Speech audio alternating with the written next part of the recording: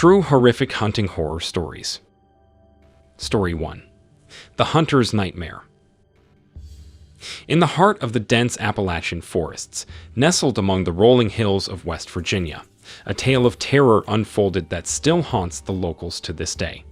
This is the true story of the Hunter's Nightmare.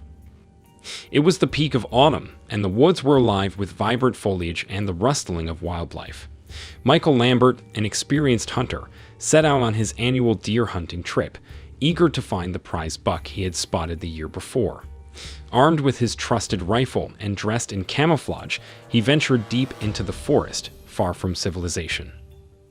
As the sun dipped below the horizon, the forest plunged into an eerie darkness. Michael hunkered down in a makeshift blind, shrouded by the dense underbrush. The forest grew still, the only sounds being the distant chirping of crickets and the occasional hoot of an owl. Hours passed, and just as Michael was about to give up and call it a night, he heard it, a faint, otherworldly cry that sent shivers down his spine. It was unlike any animal he had ever encountered, a haunting wail that seemed to emanate from the very heart of the forest. Curiosity got the better of him, and Michael set off in the direction of the eerie sound, his flashlight cutting through the inky blackness. The further he ventured, the thicker the woods became, and the more disorienting the cries grew. Suddenly, Michael stumbled upon a clearing bathed in moonlight. At its center stood an ancient oak tree, its gnarled branches contorted into grotesque shapes, and beneath it, a sight that would haunt him forever, a circle of eerie, glowing mushrooms. As he approached, the mushrooms seemed to pulsate with an unnatural light. It was then that he noticed something even more unsettling, a ring of animal skulls encircling the mushrooms. The skulls belonged to deer, raccoons, and other forest creatures, their empty eye sockets staring accusingly at him. Terror washed over Michael as he realized that he had stumbled upon something beyond comprehension, a place of dark, ancient rituals. Panic set in, and he turned to flee, but he found himself disoriented, lost in the forest that had once been so familiar. The cries in the forest grew louder, echoing all around him, and Michael could feel a malevolent presence closing in. He sprinted through the tangled underbrush, his heart pounding his chest, but the forest seemed to shift and twist, leading him in circles. Hours turned into days, and Michael's food and water ran out. He grew emaciated and weak, his body battered by the unforgiving terrain. The cries never ceased, a relentless cacophony that pushed him to the brink of madness. Just as hope seemed lost, a search party from the local town discovered Michael, emaciated and delirious, deep within the forest. He was brought back to civilization, but he could never quite shake the haunting memories of his ordeal. To this day, the locals speak in hushed tones of the cursed oak tree and the eerie circle of mushrooms that claimed the hunter's soul. The cries in the forest continue, a chilling reminder of the terror that lurks within the heart of the Appalachian woods, an unyielding nightmare that still haunts the hunter's dreams. Please subscribe. Story 2. The Midnight Stalker. In the heart of the Texas wilderness, under the veil of the moonless night, a group of avid hunters embarked on a fateful expedition that would forever haunt their memories.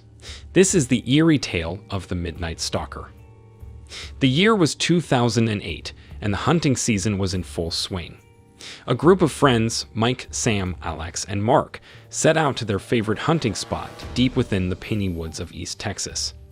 Armed with rifles and camping gear, they planned to spend the weekend in pursuit of an elusive game. The forest was dense, and the air hung heavy with the scent of pine.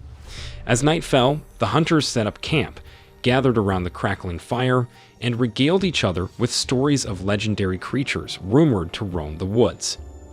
Around midnight, their tranquility was shattered by a series of eerie, guttural growls that reverberated through the trees. The hunters exchanged nervous glances, their faces bathed in the fire's flickering light.